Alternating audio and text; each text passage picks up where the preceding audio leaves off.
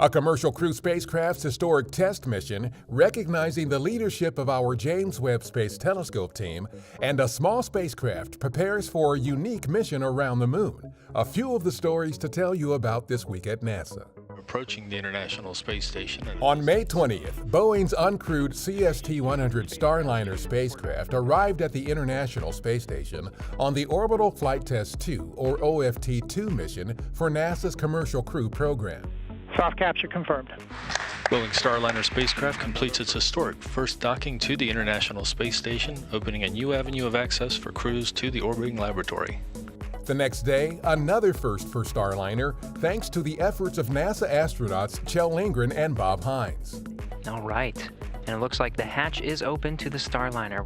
Bob Hines is the first astronaut to enter Starliner in orbit. The Starliner spent several days at the station, during which time teams conducted a series of planned tests, and the station crew transferred several hundred pounds of cargo and supplies.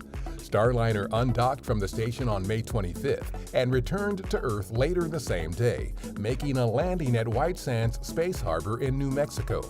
The OFT-2 mission was designed to test the end-to-end capabilities of the Starliner system to safely transport astronauts to and from the space station.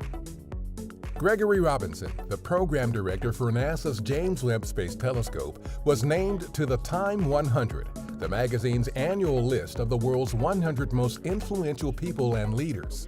Robinson began his career at NASA in 1989 and joined the Webb team in 2018. In his current role, he oversees what will be the premier space observatory for the next decade. The Webb telescope will explore every phase of 13.5 billion years of cosmic history to help us understand our place in the universe. The Cislunar Autonomous Positioning System Technology Operations and Navigation Experiment, or CAPSTONE mission, is targeted for launch no earlier than June 6th.